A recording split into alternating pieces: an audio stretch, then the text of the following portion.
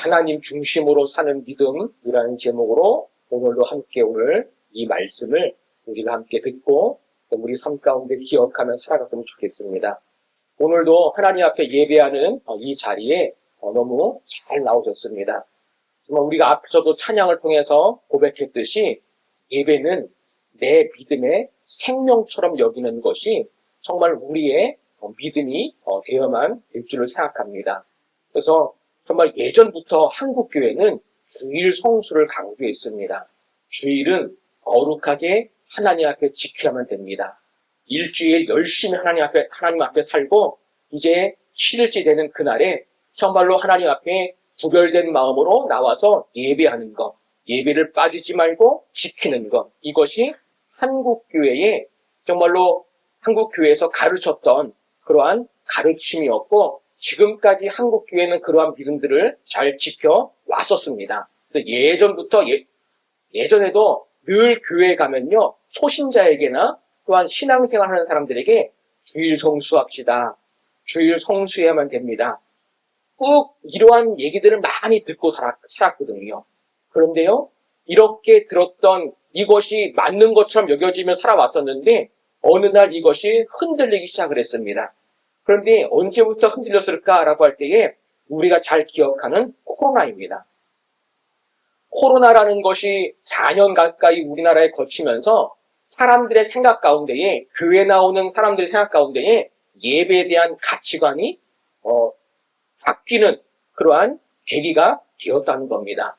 어떻게 바뀌었냐면 이제 사람들의 생각 가운데는 영상으로 예배를 드려도 괜찮구나. 이제는 그것을 당연한 것처럼 여기기 시작했다는 겁니다. 물론 영상으로 예배드리는 것이 좋다 나쁘다를 얘기하는 것이 아닙니다. 그런데 현장에 이렇게 우리가 나와서 예배를 드리는 것과 영상으로 예배를 드리는 것은 분명히 다르다라는 겁니다. 어떻게 다르냐면 사람들이 느끼는 게 다르다라는 거예요.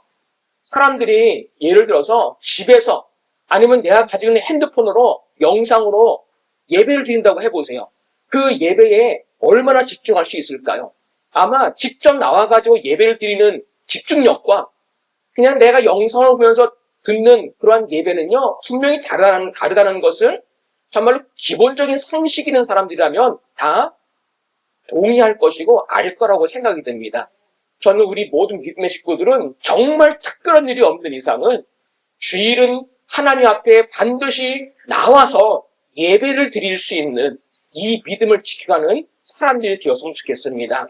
우리의 신앙 가운데에 틈을 주기 시작하면 예를 들어서 예배를 쉽게 드리려고 하고 예배를 편하게 드리려고 하고 그러한 쪽으로 틈을 열어주면요 정말로 그 믿음을 지켜가는 것이 쉽지가 않더라고요.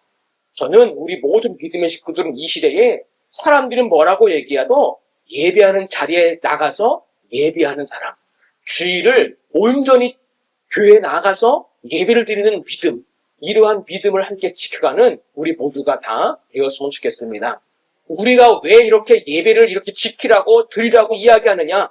이것은 하나님이 받으시기 원하시는 그러한 예배이기 때문에 그렇습니다. 만약에 하나님이 안 계시다면 하나님이 예배를 받지 않는 분이라면요 우리가 굳이 주일 성수할 필요가 없잖아요. 굳이 교회에 나와가지고 시간을 허비할 필요가 없습니다. 하지만 하나님은 이 자리에 나와서 찬양하고 기도하고 은혜를 구하고 정말 이러한 예배를 드리는 자로 우리가 살아갈 때에 하나님은 분명히 우리의 그러한 마음을 기억하시고 우리의 삶을 하나님은 알아주실 것입니다. 그렇기 때문에 우리 모든 믿음의 식구들은 오늘도 이렇게 하던 일을 멈추고 주일을 기억하고 주일날에는 교회에 나와 예배를 드리는 건 너무나 잘 나오시는 것입니다. 저는 오늘 예배를 준비하면서 이런 생각을 한번 해봤습니다.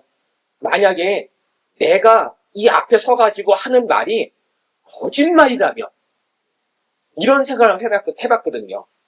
그러니까 제가 여기 서가지고 그냥 성경 몇 군데 읽고 그냥 그 말 그냥 내가 아는 상식으로 내가 아는 그냥 지식으로 그냥 내가 그냥 전하는 거예요. 그냥 거기에 거짓말도 좀 이렇게 살짝 섞고 막 그러는 거죠. 그래가지고 여기 계신 분들의 거짓말을 조금 섞어가지고 마음을 쓰려고 하고 제가 막 그렇게 한다면요, 아주 나쁜 사람이겠죠. 저는 오늘 말씀을 전하면서 제가 이 자리에서 말씀을 읽고 전하는 하나님의 말씀은 조금도 거짓된 부분이 없다라는 것을 우리 모두가 정말로 이것을 잘 알았으면 좋겠습니다. 정말로 오늘도 하나님의 말씀을 듣는 이 시간이 정말로 사람의 말이 아니라 하나님의 기록된 말씀이라면, 하나님의 말씀을 근거로 해서 내가 듣는 거라면 그것이 나를 향한 하나님의 진리요, 하나님의 말씀이요, 내가 들어야 될 하나님의 말씀이심을 내가 믿고 이것을 받아들이고 들으려고 하는 이 믿음이 우리 가운데에 꼭 있으면 좋겠습니다. 하나님의 말씀은 거짓말이 전혀 없습니다. 사람들은 하나님의 말씀이 거짓말이라고 이야기하잖아요. 그거는 헛된 얘기라고, 헛된 상상 같은 얘기라고 사람들은 그렇게 이야기합니다. 예를 들자면 이런 거죠. 창세기 1장 1절이요. 처음에 어떻게 시작하죠? 태초에 하나님이 천지를 창조하시니라. 우리가 가지고 있는 성경은 창세기 1장 1절에서 분명히 그렇게 기록되어 있습니다. 태초에 하나님이 천지를 창조하셨느니라. 세상은 이렇게 얘기하죠. 그런 거 아니라고요. 세상은 그냥 폭발해가지고 아주 수십억 년, 수백억 년 전에 만들어졌다라고 이야기하고, 보지도 못했으면서, 본인도 보지도 못했으면서, 경험한 사실도 아니면서, 그게 맞다라고 얘기합니다. 하나님의 말씀을 이야기하면, 하나님이 이 세상을 만드셨다라고, 하나님이 사람을 만드셨다라고 이야기하면요, 사람들은 거짓말이야. 믿지 않습니다. 하지만 이곳에 있는 우리 모든 믿음의 식구들은 성경에 기록된 하나님의 말씀이라면 하나님의 말씀을 사실로 믿고 하나님의 말씀이 진리임을 믿고 이 믿음을 지켜가는 우리 모두가 다 되었으면 좋겠습니다. 하나님의 말씀은 진리입니다. 그래서 저는 이곳에 있는 우리 모든 분들은 사람의 말에 뿌리를 내리는 게 아니라 하나님의 말씀인 사실, 진리에 뿌리를 내리는 사람, 내 경험에 뿌리를 내리는 게 아니라 내 삶은 하나님의 말씀 위에 뿌리를 내리는 사람, 사람이 뭐라고 얘기해도 그 사람의 말을 따라가는 게 아니라 하나님의 말씀에 잘못된 거라면요, 분별하고 하나님의 말씀에 뿌리를 내리는 사람, 이러한 믿음을 지켜가는 사람들이 다 되었으면 좋겠습니다. 우리가 이 시대에 살아가면서 우리는 많은 뉴스를 듣습니다. 많은 정보를 듣고 많은 소문을 듣습니다. 그런데 한번 생각해 보세요. 우리가 뉴스를 듣고 정보를 알고 여러 가지 사람들이 이야기하는 소문들이 있잖아요. 그런데 그 뉴스와 정보와 소문들 가운데 가짜 뉴스가 있다고 해보세요. 가짜 뉴스가 있고 잘못된 정보가 있어요. 헛소문이 있는 거예요. 이런 것들이 분명히 잘못됐고 거짓됐고 헛소문인데 그것을 나는 사실로 여기는 거예요. 그러면서 여기에 내 믿음의 뿌리를 준다고 해보세요. 그러면요, 그 삶이 어떤 삶이 될까요? 가짜 뉴스, 잘못된 정보, 헛소문인데 그걸 사실로 믿어요. 거기에 뿌리를 내리고 살아간다면요, 그 삶은 반드시 잘못된 길로 갈 수밖에 없고요. 그 사람은 헛살 수밖에 없는 거잖아요. 헛된 소문에 내 삶의 근원을 둬보세요. 그러면은 그것이 진짜인지 알고 살아갔는데 웬걸 나중에 알고 나니까 내가 수십 년 동안 잘못 살았네? 잘못 알았네? 이렇게 되는 거잖아요. 우리는 이 시대에 진짜 뉴스를 들을 줄 알아야 되고 옳은 정보를 분별할 수 있어야 되고 우리가 헛소문이 아니라 좋은 소문을 들으면서 정말로 이러한 것들을 분별하고 구별하며 살아갈 수 있는 지혜가 필요합니다. 저는 우리 모든 믿음의 식구들은 세상에 떠돌아다니는 헛된 것, 잘못된 것, 나쁜 것, 부정적인 것, 옳지 않은 것, 그런 것에 우리가 귀를 기울이고 그것을 들으려고 하는 그런 사람들이 아니라 좋은 것, 정말로 좋은 정보, 정말 좋은 뉴스, 거짓된 뉴스가 아니라 사실적인 뉴스, 이런 것들을 분별하며 살아갈 수 있는 우리 모두가 다 되었으면 좋겠습니다. 더 나아가서 하나님의 말씀은 진리입니다. 하나님의 말씀은 사실입니다. 하나님의 말씀은 1.1획도 잘못된 부분이 없는 거예요. 그렇다면요, 나의 삶은 어디에 뿌리를 둬야만 되느냐? 하나님의 말씀 위에 내 삶의 뿌리를 두고 내 삶의 근원이, 내 삶의 이유가 하나님의 말씀에 있습니다. 이것이 우리 믿음의 고백이 돼야만 됩니다. 저는 이곳에 있는 우리 모든 믿음의 식구들은 세상에 아무리 금은보화를 준다고 하여도 그것이 하나님의 말씀에 어긋난 길이라면 하나님, 저 그 길 가지 않겠습니다. 하나님의 말씀에 제 삶에 뿌리를 두고 제가 걸어가겠습니다. 이러한 분명한 믿음의 중심을 지키는 우리 모두가 다 되시기 바랍니다. 성경은 우리에게 이런 것들을 이야기하고 있습니다. 성경을 읽어오면 하나님의 말씀이며 하나님의 진리이고 성경은 거짓이 아니라 사실인데 그 성경은 무엇을 말하고 있느냐? 그것을 한 문장으로 만들어 보라고 하면은 이런 문장을 한번 만들어 볼 수가 있습니다. 그것은 뭐냐? 하나님 중심으로 살아라. 이것이 성경에서 말하고 있는 하나님의 메시지인 거예요. 성경 창세기부터 요한계시록까지 읽었는데 하나님 중심으로 살아라라는 이 하나님의 메시지를 듣지 않고 에이 어떻게 이렇게 살아? 그렇게 살아가면요 정말 하나님 보시기에 온전한 길로 살아갈 수 없는 거잖아요. 저는 이곳에 있는 모든 분들이 하나님 중심으로 살 수 있는 이 믿음을 붙잡았으면 좋겠습니다. 여러분 안에 이 믿음이 현재 있으신가요? 여러분들이 지난 일주일을 사시면서 지금까지 살아오시면서 무슨 일이 있든지 누구를 만나든지 하나님 중심으로 살겠습니다. 하나님 중심으로 살아보겠습니다. 흔들리지 않겠습니다. 이러한 믿음을 잘 지켜오셨나요? 아마 이곳에 나오신 분들이라면요. 최소한 이러한 마음과 이러한 믿음이 있어가지고 오늘날까지 이 시간까지 살아온 거라고 생각이 됩니다. 저는 오늘 말씀을 통해서 한 분도 빠짐없이 하나님 중심으로 이 시대에 모든 일을 행하고 모든 것을 생각하고 하나님 중심으로 바라보고 하나님 중심으로 걸어가고 내 기분과 감정이 중심이 아니라 하나님이 중심이라는 사실을 늘 고백하고 이러한 믿음 안에 든든히 세워져 가는 우리 모두가 다 되시기 바랍니다. 우리는 오늘 말씀에서 이처럼 하나님 중심으로 살았던 한 인물을 볼 수가 있습니다. 그 사람은 누구냐? 다윗이라는 사람입니다. 이 다윗이 어떻게 살았냐면 이 다윗은 사울 왕을 만난 이후부터 사울 왕과의 관계에서 좋았던 관계보다는 안 좋은 관계가 더 길었습니다. 왜냐하면 사울 왕이 다윗이 잘 나가는 모습을 보면서 사울 왕 안에 질투가 생기고 미움이 생기고 다윗을 죽여버리려고 하는 그 마음으로 가득 찼기 때문에 사울 왕은 틈만 나면 다윗을 죽이려고 했습니다.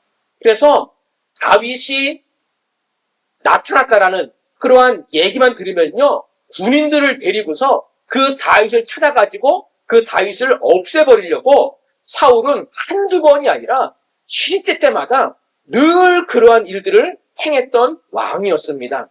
오늘 말씀에서도 이러한 부분들이 기록되어 있는데요. 2절에 보니까요. 사울이 온 이스라엘에서 택한 사람 3,000명을 거느리고 그러니까 사울 왕이 3,000명의 군인들을 거느리고서 어디로 갔느냐? 다윗을 찾기 위해서 이제 간 거지요. 그러면서 오늘 말씀에 보니까요. 들, 염소, 바위로 갈새 그렇게 합니다. 3절에 보니까요. 그렇게 가다가 어떠한 데 도착하냐면요. 길가 양의 우리에 이르렀대요. 그런데 그 길가 양의 우리가 어떤 곳이었냐면은 굴이요. 그러니까 이 시대에 이 당시에는 양을 이렇게 키울 때에 이게 울타리 이런 것들을 막 만들어가지고 키운 게 아니라 양이 들어갈 만한 굴이 있으면 거기서 잠깐 양을 쉬게 하거나 아마 이렇게 했던 것 같습니다. 그런데 그때 사울 왕에게 어떤 일이 있었냐면은 사울이 뒤를 보러 들어가니라. 성경에 보니까 뒤를 보러 들어갔다는 말을 두 가지로 해석을 하더라고요. 첫 번째는 뭐냐면 뒤를 보러 들어갔다라고 이렇게 기록된 거는, 화장실에 갔다라는 거예요. 용변을 보러 들어갔다라고. 그러니까 사울이 용변을 보러 굴에 들어갔다라는 거예요. 이것이 첫 번째 해석이고, 두 번째는 이 뒤를 보러 들어갔다는 말을 아니라 용변을 보러 들어간 게 아니라 잠을 자러 간 거다라고 해석을 합니다. 그런데 사울 왕이 화장실 문제 때문에 굴에 들어갔든 아니면 잠을 자기 위해서 굴에 들어갔든 중요한 것은 무엇을 위해 들어갔냐가 중요하지 않아요. 중요한 건 굴에 들어갔다라는 거예요. 그런데 그 굴에 어떤 일이 있었냐면요. 3절 마지막에 다윗과 그의 사람들이 그 굴 깊은 곳에 있더니, 그러니까 하필이면 사울이 들어가려고 했던 그 굴 깊은 곳에 다윗과 그 다윗을 따르는 수많은 사람들이 그 굴 깊은 곳에 있었다는 겁니다. 그때 어떤 일이 있느냐? 4절 한번 읽어보겠습니다. 시작. 다윗의 사람들이 이르되 오소서 여호와께서 당신에게 이르시기를 내가 원수를 내 손에 넘기리니 내 생각에 좋은 대로 그에게 행하라 하시더니 이것이 그날이니이다 하니 다윗이 일어나서 사울의 겉 옷자락을 가만히 내니라. 아멘. 다윗의 주변에 있던 사람들이 다윗에게 다윗이여 이제는 당신을 그렇게 죽이려고 하던 사울 왕을 죽일 수 있는 절호의 찬스입니다. 이 찬스를 놓치지 말고 사울 왕을 죽이십시오. 정말로 다윗은요 거기에서 팔만 걸어갈 필요가 없어요. 팔만 딱 뻗어도 사울을 죽일 수 있는 그러한 절호의 찬스가 온 거예요. 그런데 4절 마지막에 보니까요 다윗이 일어나서 어떻게 했느냐? 사울의 겉 옷자락을 가만히 베니라. 다윗이 자기 주변에서 이야기해주는 사람들의 말을 듣지 않고 자기 주변에서 이야기해주는 사람들은요 사울 왕을 죽이십시오. 절호의 찬스입니다. 꼭 죽이십시오. 이런 얘기를 했거든요. 그런데 다윗은 그 말을 듣지 않고 일어나서 사울의 겉 옷자락을 베기만 했다라는 거예요. 그러면서 5절에 보니까요 그리한 후에, 그러니까 사울의 옷자락을 벤 그 이후에요, 그 사울의 옷자락을 뱀으로 말미암아 다윗의 마음이 찔렸대요. 우리는 이 다윗이 왜 이렇게 했을까? 우리는 생각해봐야만 됩니다. 6절을 함께 읽어보겠습니다. 자기 사람들에게 이르되 내가 손을 들어 여호와의 기름 부음을 받은 내 줄을 치는 것은 여호와께서 금하시는 것이니 그는 여호와의 기름 부음을 받은 자가 뱀이니라 하고. 아멘. 우리는 다윗이 어떠한 생각과 어떠한 마음을 가지고 있었는지를 이 6절 말씀에서 분명히 알 수 있습니다. 그 다윗이 가지고 있던 그 마음은요 이런 거예요. 내가 손을 들어 여호와의 기름 부음을 받은 내 줄을 치는 것은, 그러니까 사울 왕을 내가 치는 것은 여호와께서 금하시는 것이니 그는 여호와의 기름 부음을 받은 자가 재민이라. 우리는 이 말씀에서 분명히 알 수 있는 것이 있어요. 다윗의 마음 가운데에 무엇이 중심이었는지를 찾아볼 수가 있습니다. 다윗의 주변에 있던 사람들은요 정말 이제는 사울을 죽이라고 이야기합니다. 그런데 다윗의 마음과 생각 가운데에는 정말 그러한 사람들의 말보다 정말로 중심이었던 것이 하나가 있었는데 그것은 무엇이었느냐? 하나님 중심이었다는 사실이요. 저는 우리 모든 믿음의 식구들이 이것을 알고 이것을 붙들었으면 좋겠습니다. 이것은 다윗에게만 필요한 것이 아니라 이 시대에 살아가는 우리 모두에게도 필요한 부분인 거예요. 하나님 중심으로 살아가는 것, 하나님 중심으로 믿음을 지키는 것, 이거는 우리의 삶 가운데 정말 중요한 거예요. 이것을 무시하면 안 되고요. 이거를 잃어버리면 안 되고요. 이거의 가치를 떨어뜨리면 안 되는 거예요. 하나님을 믿는다고 하면서 하나님 중심으로 살아가지 않는다? 아니요. 하나님이 원하시는 믿음이 아닙니다. 우리는 오늘 말씀을 들으면서 하나님 중심이라는 이 5글자, 이 글자를 내 머리에 새기고 내 마음에 새기고 나의 삶 가운데서는 맞아. 내가 무슨 일이 있어도 하나님 중심으로 살아가야지. 이것을 늘 되뇌이면서 정말로 다윗처럼 하나님 앞에 하나님의 중심을 따라가는 우리 모두가 다 되었으면 좋겠습니다. 자동차 계기판에 보면요, 색깔별로 경고등이 표시가 됩니다. 녹색 경고등은요, 안전하다라는 거예요. 그러니까 자동차를 주행을 해도 전혀 지장이 없으니까 자동차를 운행해도 됩니다라는 표시로 녹색 경고등이 자동차 계기판에 뜹니다. 또 하나는 주황색 경고등인데요. 주황색 경고등이 켜지게 되면 가까운 정비소에 가가지고 꼭 정비를 받아야만 됩니다라고 이야기해 주는 겁니다. 또 하나가 있는데요. 빨간색 경고등이 자동차 계기판에 빨간색 경고등이 뜨면요. 즉시 운행을 멈춰야만 됩니다.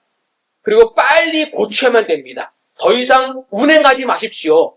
더 이상 운행하면 큰일 납니다. 이러한 의미로 빨간색이냐, 주황색이냐, 녹색이냐에 따라서 자동차의 상태를 알 수가 있습니다.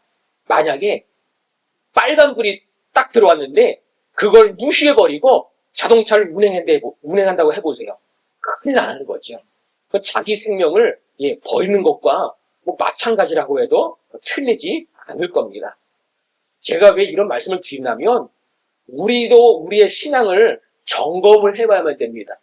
내 신앙은 어떠한 경고등이 떠 있는가?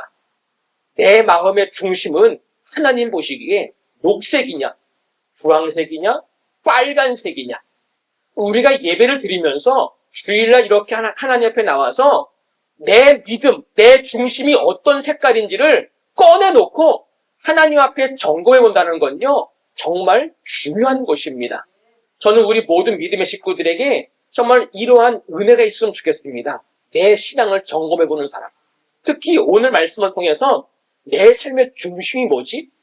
나는 지금 한 주일 동안 열심히 살았는데 나는 무엇을 중심 삼고 살아가는 사람인지를 반드시 점검해보고 두드려보고 꺼내보고 어떠한 색깔인지 내 중심이 녹색인지 내 중심이 주황색인지 내 중심이 빨간색인지를 늘 하나님 앞에 꺼내보고서 점검하는 믿음이 우리 가운데에 꼭 있으시기 바랍니다.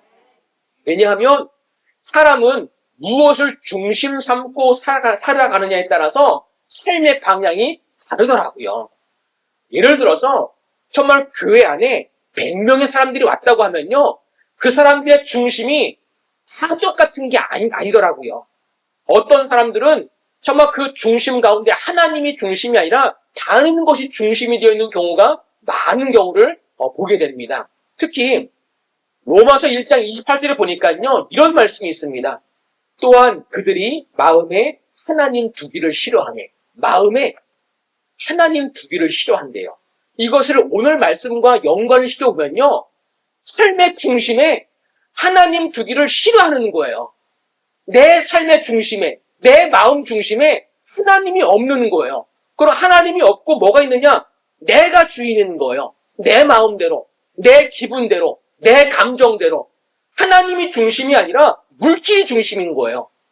하나님이 중심이 아니라 명예와 인기가 중심인 거예요. 어디 가면 내가 잘 살 수 있을까?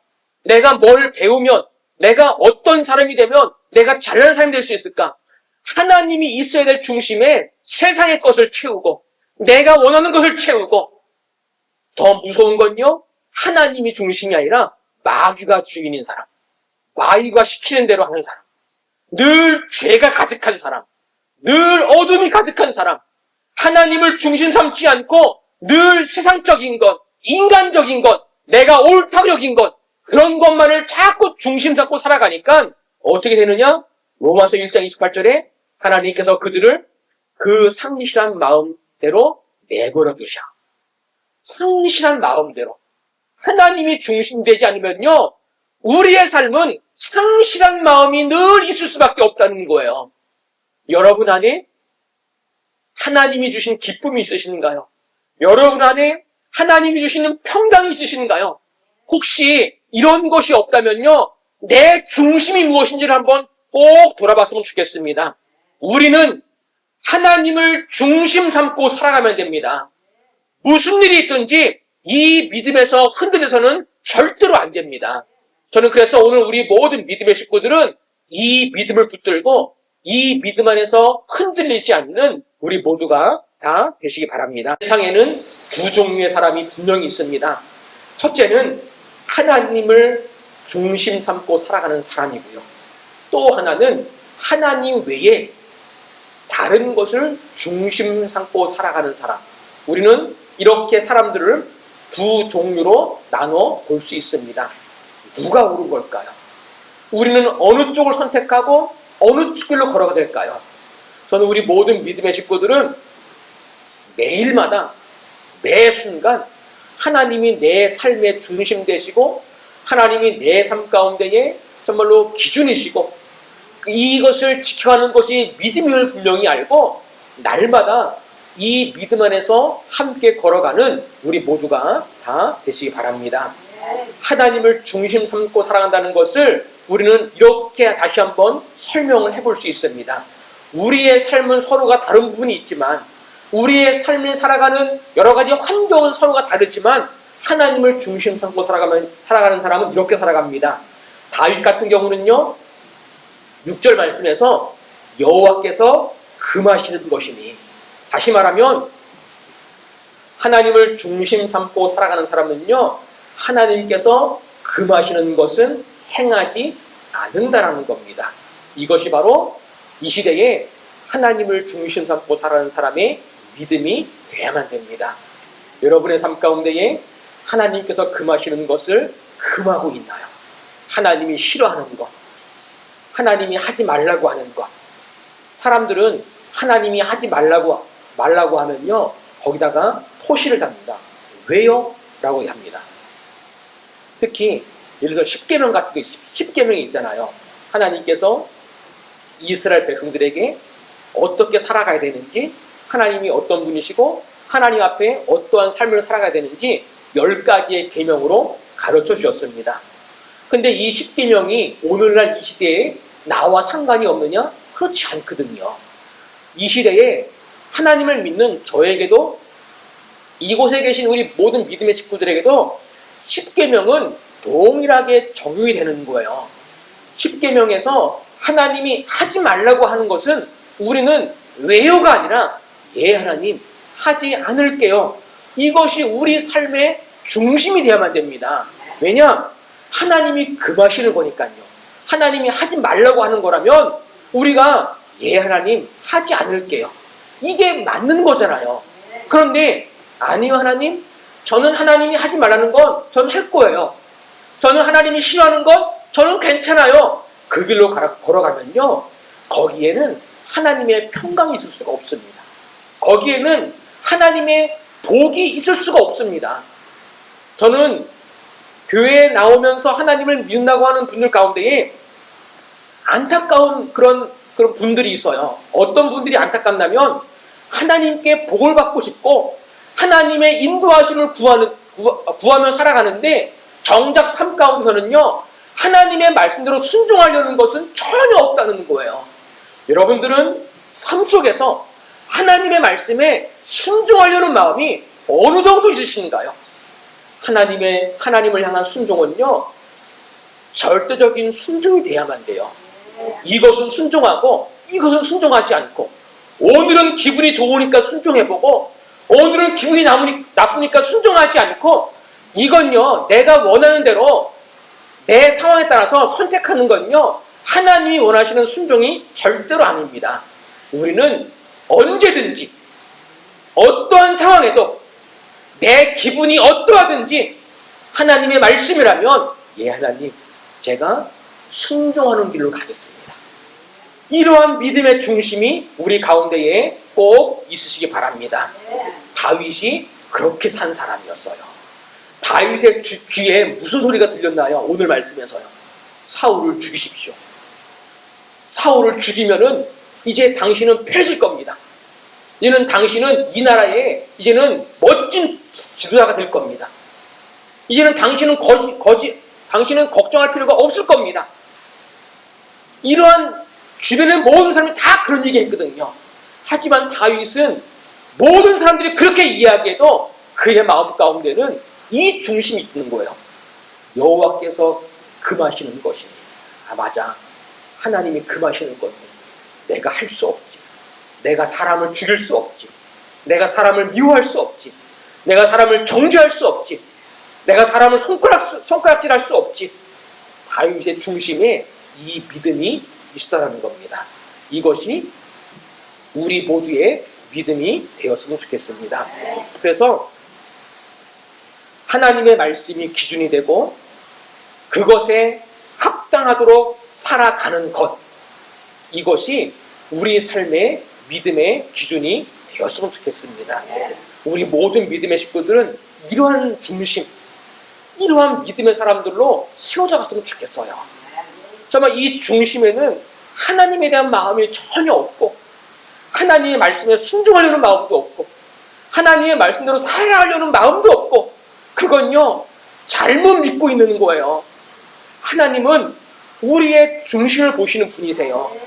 사무엘상 16장 7절, 여호와께서 사무엘에게 이르시되 그의 용모와 키를 보지 말라. 내가 이미 그를 버렸노라. 내가 보는 것은 사람과 같지 아니하니 사람은 외모를 보거니와. 그렇잖아요. 사람은 외형적인 걸 보잖아요. 저 사람이 무슨 옷을 입었느냐, 저 사람의 헤어스타일이 어떠냐, 저 사람이 어떤 좋은 음식을 먹느냐, 저 사람이 얼마나 잘 꾸미고 다니느냐, 저 사람이 얼마나 잘 사느냐, 저 사람이 얼마나 많이 배웠느냐. 그런 사람들은 그런 외모를 보지만 나 여호와는 중심을 보느니라. 우리의 예배를 받으시는 하나님, 내가 알고 있고 믿는 하나님은 우리의 중심을 보시는 분이세요. 하나님은 우리의 외모에 관심이 없으세요. 하나님은 우리가 어떠한 헤어스타일로, 머리 스타일로 하고 다니는지 하나님은 거기에 중심 있는 분이 아니세요. 내 마음의 중심이요. 그렇다면 우리도 그것을 볼 수 있어야 돼요. 여러분의 중심에 하나님이 계신가요?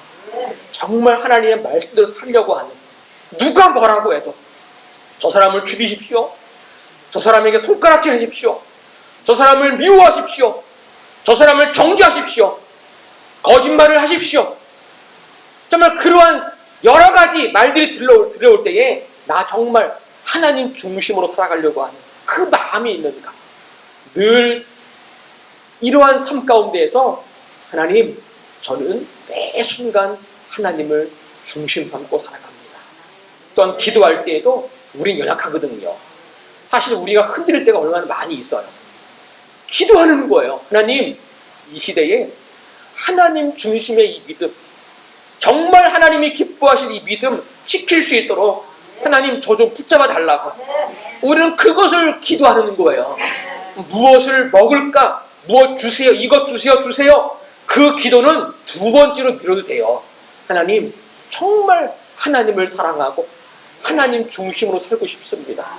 하나님, 저의 연약함을 불쌍히 여겨주셔서 하나님, 정말 하나님 중심으로 끝까지 포기하지 않고 이 믿음 지킬 수 있도록 붙잡아 달라고 늘 구하는 거예요. 하나님은 주실 것입니다. 하나님은 우리의 중심을 하나님으로 채우실 겁니다. 내 안에, 내 중심 가운데 하나님이 채워지면요, 기쁨이 있거든요. 그것이 복이에요. 하나님이 내 삶의 중심이 되는 게 진짜 복인 거예요. 하나님이 내 삶의 중심에, 내 마음의 중심에 없다 보니까 정말 늘 염려와 근심과 걱정과 그렇게 살아가는 거죠. 하지만 내 중심을 살피고 하나님으로만 채우는 거예요. 하나님께 그 은혜를 구하는 거예요. 그러면요, 어느 곳에 있든지 그 기쁨이 있고 그 감사가 있는 거거든요. 우리 모든 믿음의 식구들은 이러한 믿음의 사람들이 다 되었으면 좋겠습니다. 하나님이 내 삶의 중심임을 알고 이 믿음을 지켜가는 것, 이 중심을 함께 우리가 지켜갔으면 좋겠습니다. 이 시대에 우리를 흔드는, 우리를 넘어뜨리려고 하는 여러 가지 사람을 통해서, 환경을 통해서 우리가 오는 것들이 있지만 그럴 때마다 5글자를 꼭 기억했으면 좋겠습니다. 하나님 중심. 특히 또 우리가 한 주간을 살아갈 때에, 또 사람들을 만날 때에 내 마음을 흔들고 나에게 근심을 주고 문제가 찾아오려고 할 때에 이 5글자를 또 기억하는 거예요. 하나님 중심. 그러면서 맞아. 내가 하나님 중심으로 살아가야지. 하나님, 제 마음 가운데에 하나님 중심으로 살기 원합니다. 정말 이 믿음 가지고 걸어가는 거예요. 5글자를 꼭 기억했으면 좋겠습니다. 뭐였지요? 하나님 중심. 그래서 하나님 중심의 믿음을 지켜가는 것이 우리 신앙 생활입니다. 이 신앙 생활을 우리가 함께 갔으면 좋겠습니다. 우리의 환경이 다르지만 각자가 이 중심을 지켜갈 때에 정말 하나님께서는 정말 그 한 사람 한 사람을 통해서 하나님을 영광 받으시고 하나님을 드러내실 것입니다. 이러한 믿음의 길로 함께 걸어가는 저와 우리 모두가 다 되시기를 주님의 이름으로 부탁을 드립니다. 기도하겠습니다.